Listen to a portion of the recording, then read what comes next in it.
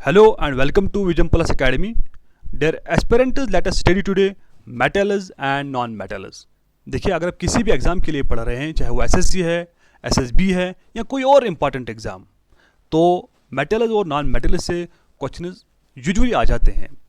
तो आइए completely metals और नॉन मेटल्स को स्टडी करेंगे इसी एक डिटेल्ड वीडियो में। Let us start. From examination perspective कुछ पॉइंट्स, कुछ इंपॉर्टेंट कंसेप्ट आपको याद रखने हैं। जैसे टोटल नॉन मेटल्स कितने हैं पूरी पीरियडिक टेबल में, वो 22 है। इसी तरह metalloids also called SIM metals क्या होते हैं। देखिए, पीरियडिक टेबल में कुछ एलिमेंट्स है जो metals as well as non metals के प्रॉपर्टी शो करते हैं, उनको हम क्या बोलते हैं, मेटलाइड्स बोलते हैं या सिम मेटल्स बोलते हैं। ठीक है ना। अच्छा, जो मेटलाइड्स हैं ये कहाँ पे प्रेजेंट है, ये सिर्फ और सिर्फ पाया जाता है, यानी कि सिर्फ और सिर्फ प्रेजेंट कहाँ पे है, पी ब्लॉक एलिमेंट्स में। यानी पी ब्लॉक एलिमेंट्स में कुछ ऐसे एलिमेंट्स हैं जिनको हम क्या बोलते हैं, मेटलाइड्स बोलते हैं। देखिए, आपने जो मॉडर्न पीरियडिक टेबल पढ़ा है उसमें 4 कैटेगरीज हैं। अच्छा, मॉडर्न पीरियडिक टेबल किसने दिया, मेंडली ने दिया था। उसमें 4 ब्लॉक्स हैं या 4 कैटेगरीज ऑफ एलिमेंट्स हैं। One is called S block elements, then P block elements and D block elements, then F block elements. 4 categories हैं, एस पी डी एफ।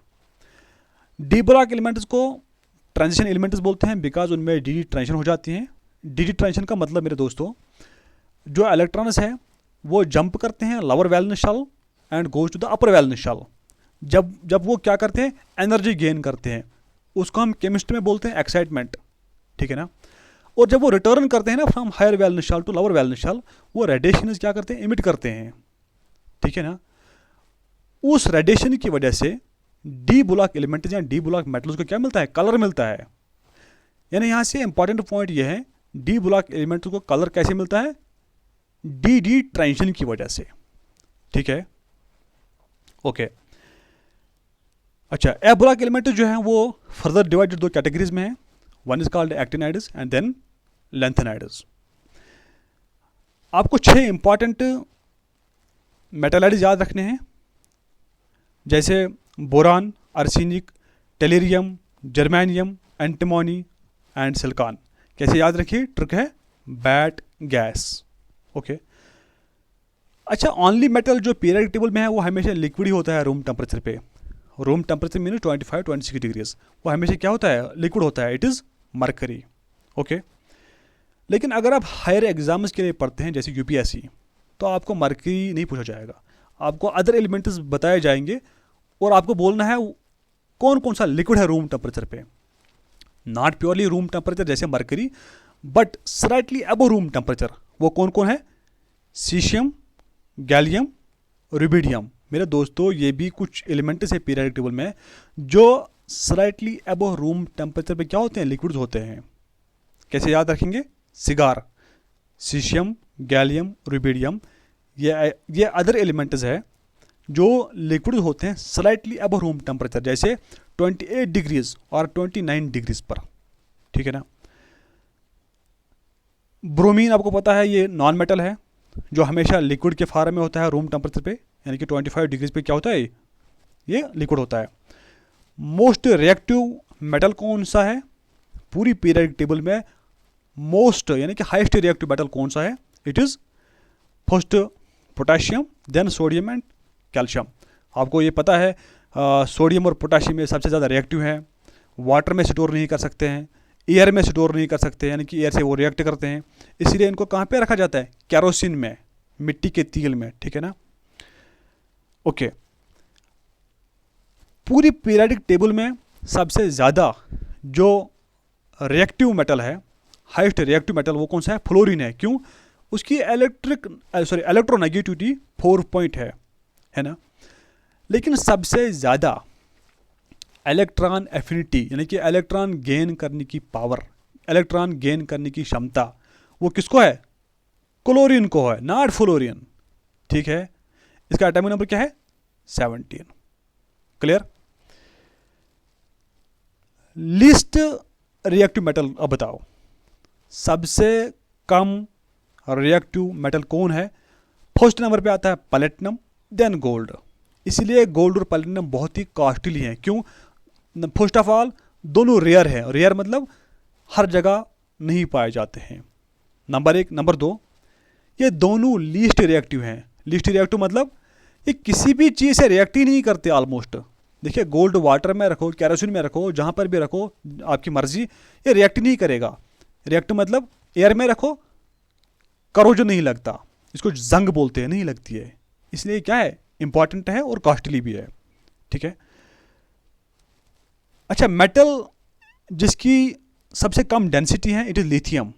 आपने देखा होगा पीरियडिक टेबल में अगर मूव करेंगे आप from top to bottom, size जो है वो बढ़ता है बिकॉज वैलेंस इलेक्ट्रॉन्स बढ़ते हैं, शेल्स बढ़ते हैं। जब साइज बढ़ेगा डेंसिटी बढ़ेगी, है ना।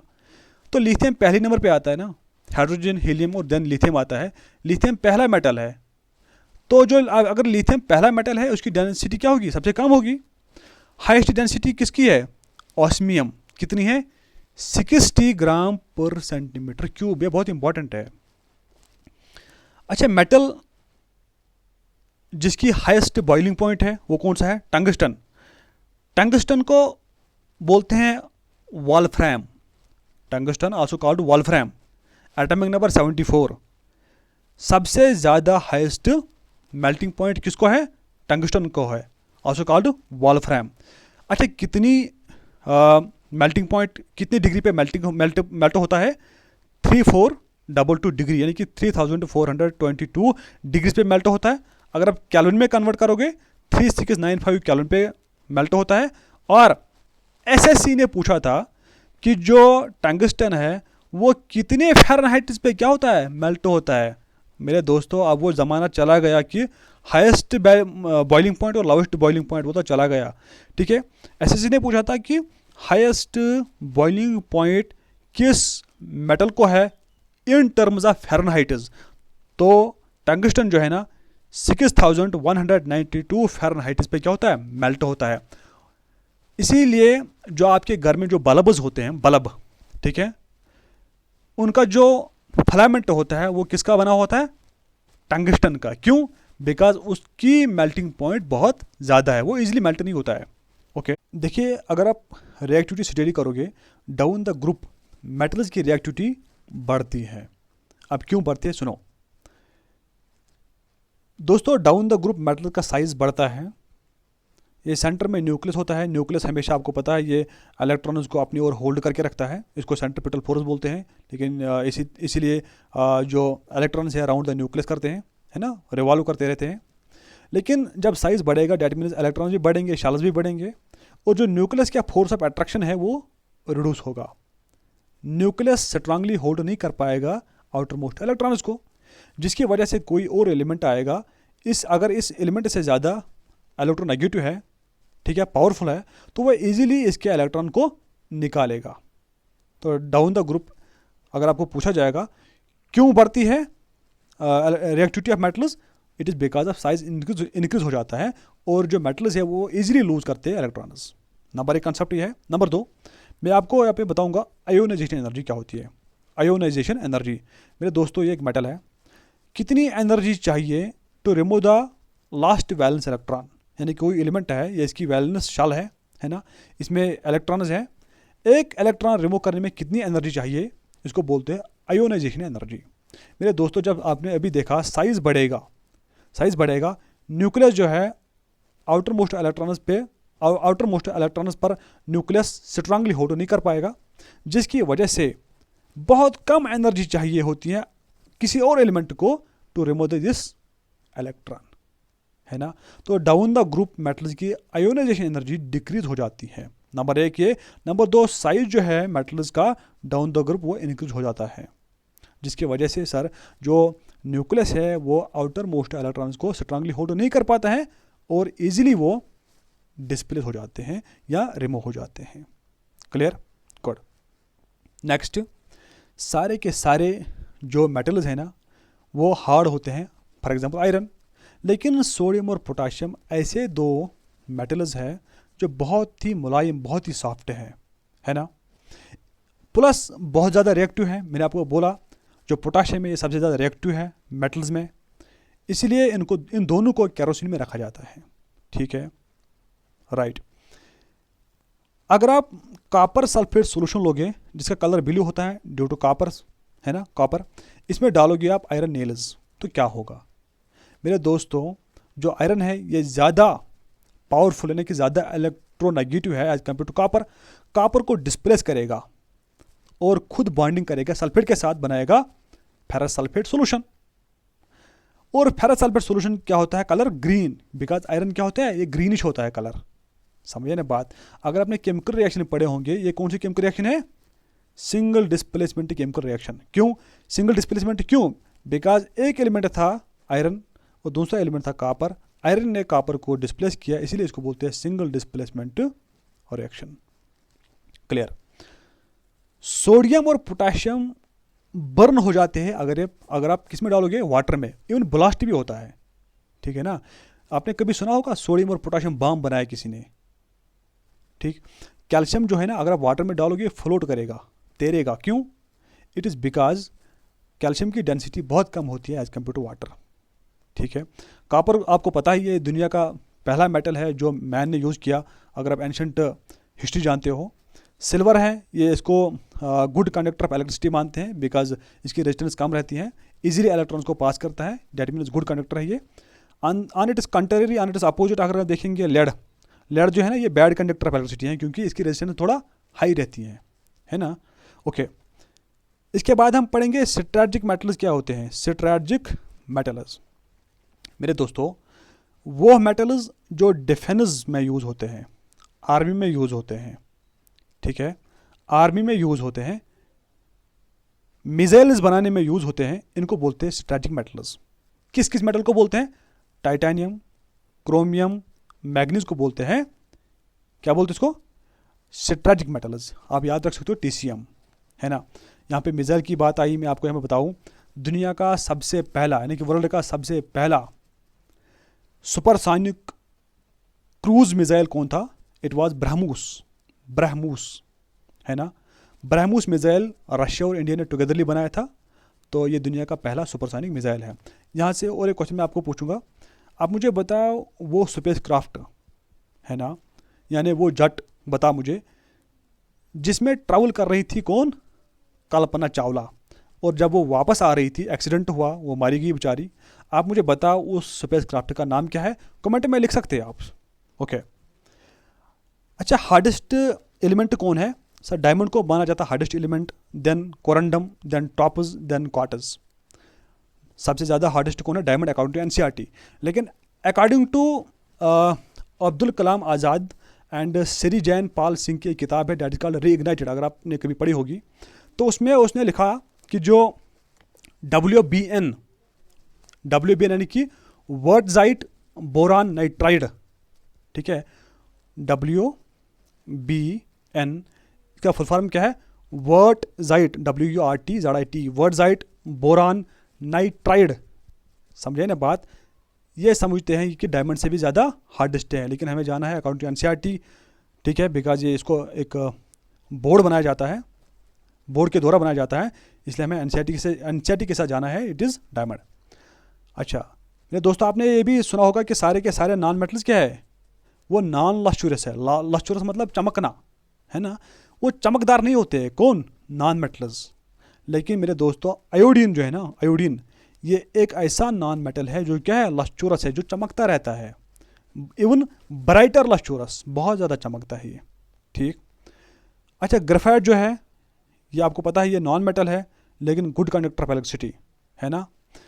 ओनली नॉन मेटल जो अपने थ्रू यानी कि हीट और इलेक्ट्रिसिटी दोनों को पास करता है, वो कौन है? ग्रेफाइट है, ये नॉन मेटल है मगर। अच्छा, जीनान जो है इसको बोलते हैं स्ट्रेंजर गैस। जीनान जो है स्ट्रेंजर गैस। अब हम पढ़ेंगे physical and chemical properties of metals की। देखिए फिजिकल प्रॉपर्टी जो है मेटल्स और नॉन मेटल्स की, पहली प्रॉपर्टी है स्टेट, यानी कि ये किस स्टेट में एग्जिस्ट होते हैं। सारे के सारे मेटल जो हैं, एग्जांपल आयरन, ये मेटल्स होते हैं रूम टेम्परेचर पे, एक्सेप्ट मरकरी, ये होता है लिक्विड, है ना? नॉन मेटल जो है ये 3 स्टेट में एग्जिस्ट होते हैं रूम टेम्परेचर पर, सॉलिड में भी, लिक्विड में भी, या गैस में भी। बट गैसियस फॉर्म जो है या गैसियस स्टेट जो है ये बहुत ही कॉमन है, मोस्ट कॉमन है ना? साइंटिस्ट ने अब 4th स्टेट जो है उसको भी डिस्कवर किया मैटर का, it is called plasma state, है ना? अच्छा, लस्टर देखेंगे। मेटल जो है वो लस्टर्स होते हैं, वो चमकदार होते हैं बिकॉज ऑफ फ्री इलेक्ट्रॉन्स की वजह से। और जो नॉन मेटल्स हैं वो नॉन लस्टर्स होते हैं, नहीं चमकते हैं एक्सेप्ट आयोडीन। आयोडीन चमकता है ना। कंडक्टिविटी, मेटल सारे कंडक्ट करते हैं इलेक्ट्रिसिटी, हीट भी करते हैं, है ना। सिल्वर को इसलिए बोलते हैं हम गुड कंडक्टर, और लेड को बोलते हैं बैड कंडक्टर। अगर हम नॉन मेटल्स की बात करेंगे तो ये सारे के सारे पोर कंडक्टर्स होते हैं, या तो थोड़ी सी हीट करते हैं ट्रांसफ़र, थोड़ी सी इलेक्ट्रिसिटी ट्रांसफ़र करते हैं, या कुछ भी नहीं करते हैं। लेकिन एक एक्सेप्शन है, ग्रेफाइट, ये नॉन मेटल है लेकिन गुड कंडक्टर ऑफ इलेक्ट्रिसिटी है ना, अच्छा है। अच्छा, हार्डनेस की बात करें, मेटल सारे के सारे हार्ड हैं, है ना। आयरन ले लो, कोई और ले लो, लेकिन सोडियम और पोटाशियम जो है, हमने पीछे भी पढ़ा, ये बहुत ही सॉफ्ट है, बहुत ही मुलायम है। और सोडियम और पोटाशियम दोनों को केरोसिन में रखते हैं। नॉन मेटल सारे सॉफ्ट हैं एक्सेप्ट डायमंड, ये दुनिया का सबसे हार्डेस्ट एलिमेंट माना जाता है। डेंसिटी, मेटल्स की डेंसिटी बहुत ज़्यादा होती है और नॉन मेटल्स की डेंसिटी बहुत कम होती है। सोनारिटी मतलब साउंड प्रोड्यूसिंग कैपेसिटी, है ना, प्रोडक्शन ऑफ साउंड। मेटल्स को आपस में आप टक्कर करो, वो साउंड प्रोड्यूस करते हैं, इसलिए स्कूल की जो बेल्स हैं वो मेटल के बने हुए होते हैं, है ना। और जो नॉन मेटल्स है ये नॉन सोनोरस है, नहीं प्रोड्यूस करते हैं साउंड, ठीक है। मेलेबिलिटी मतलब मेटल जो है इनको हम शीट्स बना सकते हैं तो with the help of hammer, लेकिन ऑन द अदर हैंड जो नॉन मेटल्स है ये नॉन मेलेबल है। नॉन मेलेबल मतलब इनको हम हैमर से शीट्स नहीं बना पाएंगे। क्यों नहीं बना पाएंगे? बिकॉज ये टूट जाती है, ब्रिटल है, समझे ना बात, ये वेरी ब्रिटल है। और एक कंसेप्ट है डक्टिलिटी। डक्टिलिटी मतलब थिन वायर्स बनाना। मेटल्स को हम थिन वायर्स बना सकते हैं। आपने देखा होगा, आप गोल्ड की रिंग यूज़ करते हो ना, it is produced with the help of hammer. इतनी छोटी वायर है ना, या तांबे की वायर, आपने देखा होगा, इसको डक्टिलिटी बोलते हैं। लेकिन नॉन मेटल्स को हम नॉन मेटल जो है वो नॉन डक्टाइलेबल होते हैं, यानी कि उनको हम नहीं बना सकते हैं वायर्स, बिकॉज वो टूट जाते हैं। मैंने आपको पहले बोला मेल्टिंग एट बॉइलिंग पॉइंट, मैंने आपको बोला melting at boiling point metal का बहुत ज़्यादा हाई होता है। जैसे टंगस्टन, इसका बहुत ज़्यादा हाई मेल्टिंग पॉइंट है।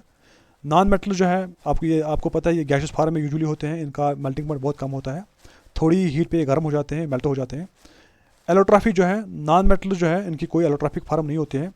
लेकिन अगर आप नॉन मेटल्स की बात करेंगे उनमें बहुत सारे इलेक्ट्रिक फार्म्स होते हैं। आपने देखा होगा कार्बन के बहुत सारे फार्म्स हैं, जैसे डायमंड है, ग्रेफाइट है, कोल, ये सारे सब क्या है, कार्बन के एलोट्रॉपिक फार्म्स। अब हम देखेंगे chemical properties of metals and non metals. पहले देखते हैं ऑक्साइड्स, ठीक है। देखिए मेटल जो है वो ऑक्सीजन के साथ रिएक्शन करते हैं और बनाते हैं ऑक्साइड्स। इसी तरह जो नॉन मेटल्स हैं वो भी ऑक्सीजन के साथ रिएक्ट करते हैं, बनाते हैं ऑक्साइड्स। लेकिन फ़र्क क्या है, मेटल ऑक्साइड जो है ना वो बेसिक होते हैं। क्या होते हैं वो? बेसिक। और नॉन मेटल के ऑक्साइड जो है वो हमेशा क्या होते हैं? एसिडिक होते हैं। लेकिन इसमें एक्सेप्शन है, सारे के सारे मेटल ऑक्साइड्स हैं बेसिक इन नेचर, लेकिन जिंक और एल्युमिनियम ऐसे दो मेटल्स हैं जो ऑक्सीजन के साथ रिएक्शन करने के बाद जो वो ऑक्साइड बनाते हैं, they are amphoteric in nature. यानी कि जिंक ऑक्साइड और एल्युमिनियम ऑक्साइड क्या है? ये एम्फोटेरिक है। क्यों? क्योंकि सर ये दोनों ऑक्साइड्स कभी एक्ट करते हैं एसिड और कभी करते हैं एज ए बेस, ठीक है। लेकिन नॉन मेटल के सारे ऑक्साइड्स क्या हैं? एसिडिक है, एक्सेप्ट कार्बन मोनोऑक्साइड जो बहुत ही पॉइजनस गैस है, और डाई नाइट्रोजन ऑक्साइड जिसके हम लाफिंग गैस भी बोलते हैं या नाइट्रस ऑक्साइड बोलते हैं, ये न्यूट्रल ऑक्साइड्स हैं। क्लियर? दूसरा पढ़ेंगे हम इलेक्ट्रोकेमिकल बिहेवियर, ठीक है ना। मेटल जो है ये इलेक्ट्रो पॉजिटिव है। क्यों? क्योंकि सर ये इलेक्ट्रॉन्स क्या करते हैं? लूज करते हैं इलेक्ट्रॉन्स और बनाते हैं कैटायन। नॉन मेटल जो है ये एक्सेप्ट करते हैं electrons to form anion, hence called electro negative, ठीक है ना। अब देखेंगे हम व्हाट इज कैटायन और एनियन क्या होता है। एक कॉमन एग्जांपल है सोडियम क्लोराइड, NaCl, या ये हमारा साल्ट है, common salt, also called brine salt और रॉक साल्ट भी इसको बोलते हैं।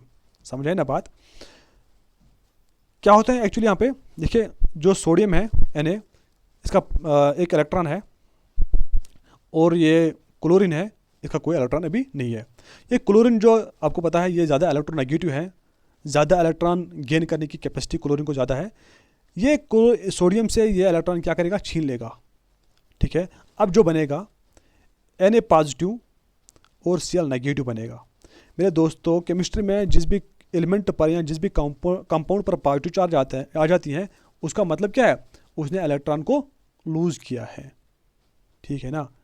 और जिस भी एलिमेंट पर पॉजिटिव चार्ज होते हैं इसको बोलते हैं कैटायन। का मतलब होता है कोई भी एलिमेंट जिसमें नेगेटिव चार्ज होते हैं, यानी एलिमेंट इसने को क्या किया, गेन किया।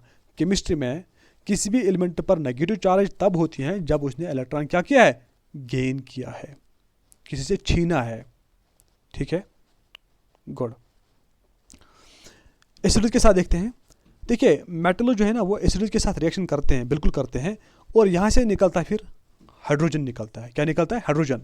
अगर आप रिएक्शन करोगे H2SO4 और HCl को, मेरे दोस्तों यहाँ पे वाटर भी बनेगा, लेकिन H जो है ना, हाइड्रोजन, ये इवॉल्व होगा इस रिएक्शन में, बाहर निकलेगा। लेकिन नॉन मेटल्स में अगर हम रिएक्शन देखेंगे वो होती ही नहीं एसिड के साथ। समझे ना बात। अच्छा, आगे चलते हैं। नेचर ऑफ कंपाउंड्स का क्या नेचर है। मेटल कंपाउंड जो है ना वो आयनिक होते हैं। क्या होते हैं, वो आयनिक होते हैं। और नॉन मेटल के जो कंपाउंड होते हैं वो कोवलेंट होते हैं। अब सुनो यहाँ पे मेरे दोस्तों, आयनिक कंपाउंड वो कंपाउंड होता है जिसमें एक ही एलिमेंट इलेक्ट्रॉन शेयर करता है बॉन्ड बनाने में। सुनो कैसे। NaCl क्या है, सोडियम क्लोराइड है ना। यहाँ पे सोडियम के पास क्या है, एक इलेक्ट्रॉन है। ठीक है, यहाँ पे क्लोरीन है। सोडियम जो है ये इस इलेक्ट्रॉन को यूज़ करेगा बॉन्डिंग में, यहाँ पे बनेगा Na और Cl बनेगा। यानी एक ही एलिमेंट ने क्या किया, शेयर किया इलेक्ट्रॉन बॉन्ड बनाने में। ये होता है आयनिक कंपाउंड। ठीक है, याद रखो आयनिक कंपाउंड्स साल्ट्स में बनते हैं। किस में बनते हैं, साल्ट्स। अब कोवलेंट कंपाउंड क्या होता है मेरे दोस्तों, कोवलेंट कंपाउंड्स नॉन मेटल्स में बनता है ना। कोवलेंट कंपाउंड वो कंपाउंड होता है जहां पे दोनों एलिमेंट्स शेयर करते हैं, एक एक इलेक्ट्रॉन बनाते हैं बॉन्ड। कैसे, देखो मान लीजिए फॉर एग्जांपल ऐसे नहीं, रिएक्शन ऐसे नहीं होती है। यहाँ पे क्लोरीन, यहाँ पे फ्लोरीन, मान लीजिए दोनों है ना, इसकी भी इलेक्ट्रोनेगेटिव 4 है, इसकी इलेक्ट्रोनेगेटिव 3.5 है। अब क्या होगा, ये इलेक्ट्रॉन देने के लिए तैयार नहीं है, ये छोड़ेगा नहीं। अब क्या होगा, फॉर एग्जांपल ये भी इलेक्ट्रॉन, ये बोलेगा मैं एक इलेक्ट्रॉन दूंगा, ये बोलेगा मैं एक इलेक्ट्रॉन दूंगा, चलो बॉन्ड बनाते हैं। फ्लोरीन ने भी बॉन्ड इलेक्ट्रॉन दिया, क्लोरीन ने भी इलेक्ट्रॉन दिया, और यहाँ पे जो बॉन्ड बना है Cl और F का, फ्लोरीन और क्लोरीन का बॉन्ड, इसको बोलते हैं कोवलेंट बॉन्ड। समझ आए ना बात। यानी कि कोवलेंट बॉन्डिंग में दोनों एलिमेंट्स क्या करते हैं, शेयर करते हैं इलेक्ट्रॉन बॉन्ड बनाने में, और कोवलेंट में एक ही एलिमेंट शेयर करता है इलेक्ट्रॉन बॉन्ड बनाने में, वो बिकॉज वो कमज़ोर होता है बेचारा। ठीक है, अच्छा। Oxidising and reducing properties. Metal जो है ना ये रिड्यूसिंग एजेंट्स होते हैं। इसका मतलब क्या है, ये लूज करते हैं इलेक्ट्रॉन्स। नॉन मेटल्स क्या है, ये ऑक्सीडाइजिंग एजेंट्स है। इसका मतलब क्या है, ये एक्सेप्ट करते हैं इलेक्ट्रॉन्स, है ना। देखिए सोडियम जो है वो इजीली इलेक्ट्रॉन लूज करता है, लेकिन क्लोरीन जो है वो इजीली एक्सेप्ट करता है इलेक्ट्रॉन। ओके, इतना क्लियर है, गुड। और एक कंपाउंड है जिसको बोलते हैं हम डाई नाइट्रोजन ऑक्साइड। ठीक है, यानी कि नाइट्रस ऑक्साइड उसको बोलते हैं, also called laughing gas. Because अगर आप इनहेल करोगे फिर आप सिर्फ हंसते हंसते रहोगे। ठीक है ना, तो इसको नहीं पीना है।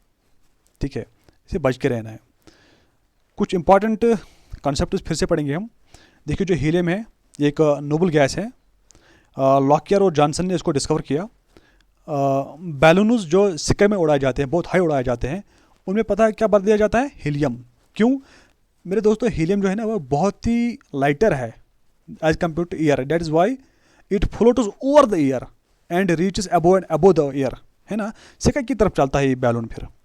अच्छा, deep sea drivers for breathing purpose के लिए यूज़ करते हैं। ये पर्सन जो समंदर के तह तक जाते हैं, बॉटम में जाते हैं, साइंटिफिक पर्पज़ या कुछ और, तो वो भी in place of oxygen helium use करते हैं, ठीक है। नियान जो है वो नियान साइंस में यूज़ होता है, रैमसे ट्रेवर्स ने इसको डिस्कवर किया। आर्गन जो है रेलिग और रामसे ने इसको डिस्कवर किया। इन कैंडी सेंटर लाइट बल्ब में यूज़ होता है, ठीक है।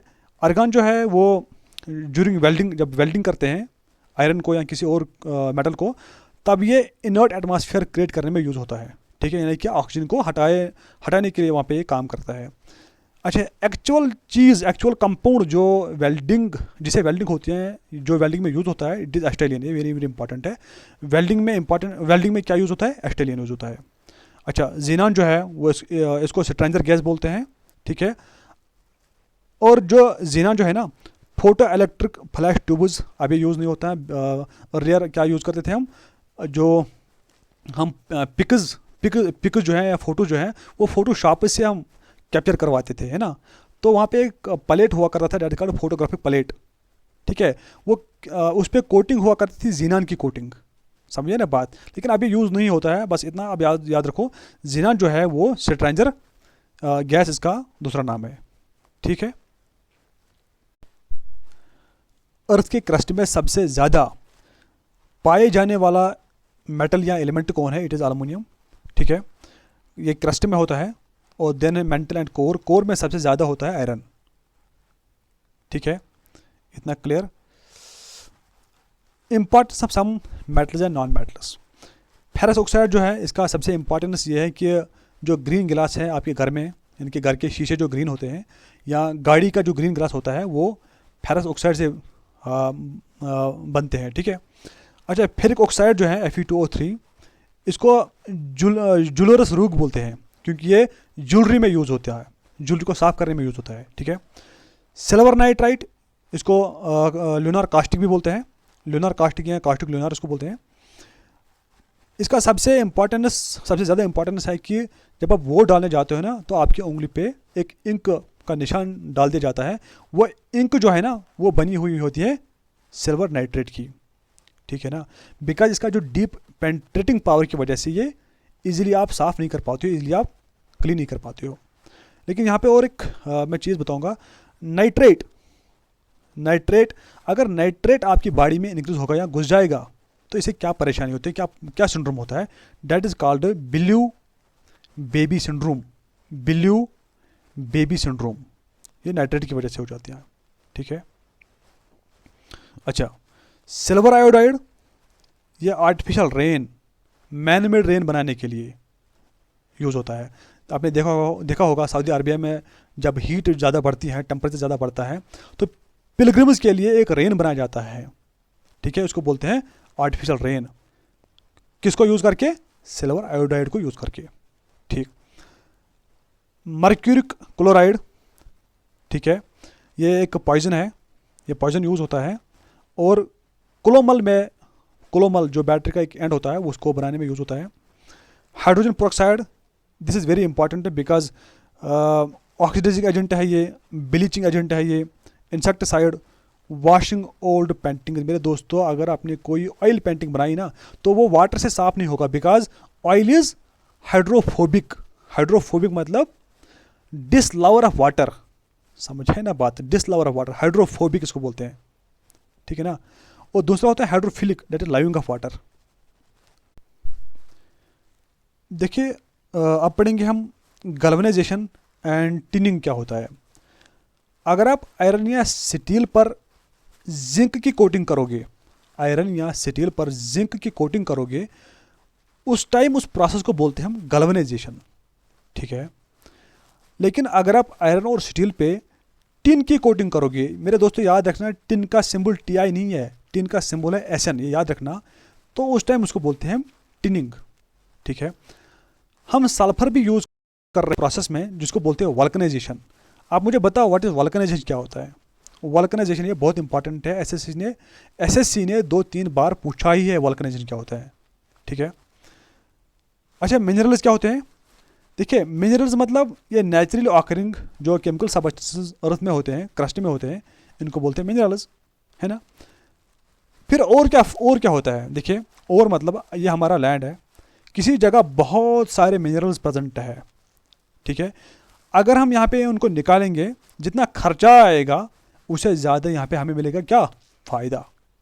इसको बोलते हैं और मतलब एक प्लेस है जहाँ पे मिनरल्स बहुत ज़्यादा फार्म में प्रेजेंट होते हैं, समझे ना बात, जिनको इजीली होता है निकालना और इकोनॉमिकली यानी कि बेनिफिट ज़्यादा होता है। देखिए अर्थ में हर जगह मिनरल्स प्रेजेंट है, ठीक है, इसको हम और नहीं बोलते हैं। और मतलब वो जगह जहाँ पे मिनरल्स बहुत ज़्यादा कंसनट्रेटेड फार्म में होते हैं, ठीक है, ओके। सारे के सारे और क्या है, मिनरल्स हैं, यानी कि हर एक और में निकलता है मिनरल्स, लेकिन सारे मिनरल्स को और इसलिए नहीं बोलते हैं बिकॉज हर जगह मिनरल्स लार्ज अमाउंट में नहीं प्रेजेंट होता है, ठीक है। व्हाट इज़ एक्वा रिजिया और रॉयल वाटर, ठीक है। देखिए अगर आप HCl और नाइट्रिक एसिड 3:1 रेशियो में मिक्स करोगे ना, उसी मिक्सचर को हम बोलते हैं रॉयल वाटर या एक्वा रिजिया, क्लियर। जब हम इनको मिक्स करते हैं ना HCl और नाइट्रिक एसिड को, मेरे दोस्तों, वहाँ पे निकलता है क्लोरीन मालिक्यूल्स। क्या निकलते हैं, क्लोरीन मालिक्यूल्स निकलते हैं। अब इसका काम क्या है, इसको रॉयल वाटर क्यों बोलते हैं, सुनो। जो गोल्ड सिंथेसिस होते हैं ना, यानी कि जो गोल्ड जो ईयर रिंग्स बनाते हैं या फिंगर गोल्ड रिंग्स बनाते हैं, इनको हम गोल्ड सिंथेसिस बोलते हैं ना, जो गोल्ड के साथ डील करते हैं, वो गोल्ड को चक करने के लिए यूज़ करते हैं एक special type of water, that is called royal water और एक्वा रिजिया, समझे ना बात। देखिए गोल्ड और प्लेटिनम जो है, इनको बोलते हैं नोबल मेटल्स। गोल्ड को नोबल मेटल इसलिए बोलते हैं बिकॉज ये अमीर लोग मोस्टली यूज़ करते हैं, है ना। इस गोल्ड को चेक करने के लिए हम यूज़ करते हैं एक्वा रिजिया या रॉयल वाटर। फॉर एग्जांपल अगर आपको कोई भी मेटल का टुकड़ा दिया जाएगा, आपको बताया जाएगा कि चेक करो ये गोल्ड है कि नहीं है, आप वाटर से नहीं कर पाओगे बिकॉज वाटर के साथ गोल्ड रिएक्शन नहीं करता है। जब गोल्ड क्लोरीन के साथ, कौन सा क्लोरीन, HCl और HNO3, इसमें से जो क्लोरीन निकलता है मॉलिक्यूल, उसे रिएक्ट करेगा तो हमें तुरंत पता चलता है कि ये क्या है, ये गोल्ड है, समझे ना बात। तो आप इसको याद रखना, 3:1 रेशियो, नॉट 1:3 रेशियो, ठीक है, okay. Now what is gang, metallurgy, leaching, calcination, roasting और स्मेल्टिंग, ये इंपॉर्टेंट चीज़ है। देखिए गैंग का मतलब होता है जो और कहीं पर भी और प्रेजेंट है, उस और के साथ जो इम्प्योरिटीज़ होंगे, चाहे वो अर्थ की इम्प्योरिटी हो, रॉक्स के टुकड़े हो, उनको बोलते हैं गैंग, ठीक है, ओके। व्हाट इज मेटलर्जी का मतलब होता है और उससे मेटल्स निकालने को बोलते हैं हम मेटलर्जी, ज़मीन से मेटल्स निकालने को बोलते हैं हम मेटलर्जी, है ना। देखिए व्हाट इज लीचिंग क्या होता है, लीचिंग के दो कंसेप्ट है। अगर आप ज्योग्राफी में पढ़ेंगे, लीचिंग का मतलब है जो आपने ज़मीन में फर्टिलाइजर डाले, फॉर एग्जांपल आपने डाला सोडियम या पोटाशियम डाला, आपने डाला यूरिया, आपने कोई और मिनरल डाला, बिकॉज ऑफ एरोजन या बिकॉज ऑफ रेनफॉल की वजह से वो जो आपने वहाँ पे केमिकल्स डाले या वहाँ पे फर्टिलाइजर डाले, वो चले जाते हैं उस जगह से, उसको बोलते हैं लीचिंग। लेकिन केमिस्ट्री में मेरे दोस्तों लीचिंग का मतलब होता है मेटल जो हमने ओर से निकाला उसके साथ इम्प्योरिटीज़ है, उन इम्प्योरिटीज़ को साफ करना, उनको ख़त्म करना, केमिकल मेथड, बायोलॉजी का chemical method is called leaching. Leaching का मतलब होता है इम्प्योरिटीज़ निकालना मेटल से, उसको बोलते हैं लीचिंग, है ना। What is meant by calcination, calcination का मतलब होता है कोई भी और उसको हीट करना बिलो मेल्टिंग पॉइंट, यानी अगर कोई और 2000 डिग्री पे मेल्ट हो जाता है, उसको आपको इतनी हीट नहीं देनी है, उसको आप हीट दे सकते हैं up to the 1500 degree, 1600 degree, यानी कि below melting point in the absence of air, ठीक है। इसका अपोजिट क्या है, रोस्टिंग। रोस्टिंग मतलब किसी भी और को हीट करना below melting point in the presence of very much air, है ना। What is meant by smelting, क्या होता है स्मेल्टिंग का मतलब होता है metal oxide, for example metal oxide यहाँ पे है मैग्नीशियम ऑक्साइड, ठीक है।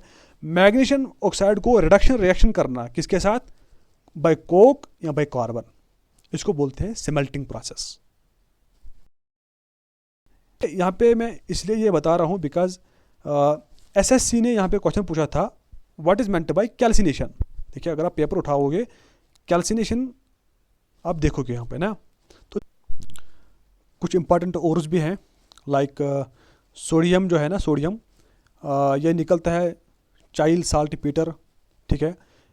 सोडियम को कॉमन सॉल्ट भी बोलते हैं या ब्राइन साल्ट भी बोलते हैं, इसको रॉक साल्ट भी बोलते हैं, ये इंपॉर्टेंट है। एल्युमिनियम का सबसे इंपॉर्टेंट ओर जो है वो बॉक्साइट है, लेकिन आप अगर याद रख सकते हो कोरंड्रम, क्रायोलाइट, फेल्डस्पार, ये सब एल्युमिनियम के इंपॉर्टेंट ओर्स हैं। इसी तरह पोटाशियम जो है नाइट्री और carnallite, these are important ores of potassium. Magnesium जो है मैग्नीसाइट, डोलोमाइट, एपोसम साल्ट जो है ये मैग्नीशियम के ओर्स हैं।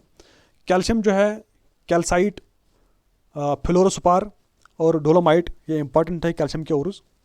कॉपर जो है मेलाशीट और cuprite, copper ग्लैनिस and copper pyrites, ये इंपॉर्टेंट कॉपर के ओर्स हैं। इसी तरह सिल्वर जो है ना, सिल्वर का इंपॉर्टेंट ओर है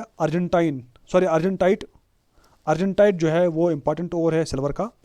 Ruby silver and horn silver, these are important ores of silver. Zinc की बात करेंगे, वेरी इंपॉर्टेंट है जिंक ब्लीड और calamine and zincite, these are important ores of zinc, ठीक है। अब मरकरी की देखेंगे, mercury this is the very very important ore, इसको अभी हाईलाइट करके रखो। Cinnabar is the most important ore of mercury, ठीक है। देखिए जो न्यूज़ में रहता है एलिमेंट, इसका हमने देखना होता है, मरकरी जो न्यूज़ में है, तो मरकरी सिनाबार इसका ओर है, तो इम्पॉर्टेंट है। टिन का जो ओर है डेट इज़ कैस्टेराइट जो है इन टिन का वेरी इंपॉर्टेंट ओर है। लेड जो है it is galena is important ore of lead, ठीक है। आयरन का ओर पूछा जाता है, it is hematite, it is magnetite and it is siderite, these are important ores of iron. लेकिन कभी कभी आपको बताया जाता है कि प्योर आयरन क्या होता है। प्योर आयरन और राठ आयरन को बोलते हैं प्योर आयरन, ठीक है। राठ WROUGHT राठ आयरन होता है प्योरेस्ट फॉर्म ऑफ आयरन, ठीक है। ये सॉफ्ट भी होता है, बहुत सॉफ्ट। यूरेनियम जो है ये इंपॉर्टेंट ओर है, इसका ओर है pitchblende, very very important ore. Thorium जो है ये मोनोजाइट सैंड्स, आपने अगर देखा होगा जोग्राफी में केरला और तमिलनाडु के जो कोस्टल एरियाज़ हैं वहाँ पे थोरियम भर के प्रेजेंट है, ठीक है। कुछ एलाइज देखते हैं। सबसे इम्पॉर्टेंट एलाई जो है वो मरकरी की, मरकरी एलाई जो है एमलगम है ना, एलाई बनता है। जो ब्रास ये पूछा जाता है, कॉपर और जिंक जो है टुगेदर इनको मिक्स करके ब्रास बनता है। ब्रूंज जो है ब्रूंज कॉपर और टिन को मिक्स करके यहाँ पे ब्रूंज बनता है। Stainless steel, this is very very important. Iron, chromium, निकल और कार्बन, ये चार मिलके बनाते हैं स्टेनलेस स्टील, है ना, जो आप घर पे यूज़ करते हो। गन मेटल, कॉपर, टिन और जिंक, ये मिक्स होके गन मेटल बनता है, okay. German silver, this is very very important, इसको अभी हाईलाइट करके रखो। SSC ने ये क्वेश्चन पूछा था। अब क्यों पूछा, सुनो। जर्मन सिल्वर में सिल्वर होता ही नहीं है, इसका नाम है सिल्वर लेकिन इसमें सिल्वर होता ही नहीं है। कॉपर, जिंक और निकल मिक्सचर जो है उससे जो एलाई बनते हैं ना उसको बोलते हैं हम जर्मन सिल्वर। सोल्डर जो है लेड और टिन सोल्डर बनाता है। बेल मेटल जो है वो कॉपर और टिन बनाता है। मंज मेटल ये होता है कॉपर और zinc. Magnalium it is aluminium and magnesium, because यहाँ से निकलता है, देखिए MEG मैग्नीशियम और एल्युमिनियम यहाँ से निकलता है। दरूलियम है ये एल्युमिनियम, कॉपर, मैग्नीशियम और मैग्नीज से बनता है। और दूसरा होता है टाइप मेटल लेड, एंटीमोनी और टिन से बनता है टाइप मेटल। और इम्पॉर्टेंट और एक मेटल है एलाई है डेट इज़ बेबिथ मेटल जो है ना वो टिन, एंटीमोनी, कॉपर, निकल और क्रोमियम से बनते हैं। समझे ना बात, ये सब एलाइज है। सबसे इंपॉर्टेंट पॉइंट एलाइज का ये होता है कि इनकी प्रॉपर्टी चेंज हो जाती है, इनकी स्ट्रेंथ बढ़ती है, समझाए ना बात। तो सबसे इम्पॉर्टेंट यहाँ पे जो एलाइज़ हैं वो स्टेनलेस स्टील आपको याद रखना पड़ेगा, मरकरी का रखना पड़ेगा, और आपको ब्रोंज रखना पड़ेगा, और आपको जर्मन सिल्वर। ये आपको भूलना नहीं है, ठीक है। रखने तो सारे याद है लेकिन ये कुछ इंपॉर्टेंट है। ओके, चलो, अगर आपको वीडियो अच्छा लगा है देन लाइक और शेयर करिए, और विजन प्लस एकेडमी को सब्सक्राइब करके रखो, बिकॉज ये जो इंपॉर्टेंट लेक्चर्स हैं ये एग्ज़ाम में बहुत हेल्प करते हैं, ठीक है। Thank you very much.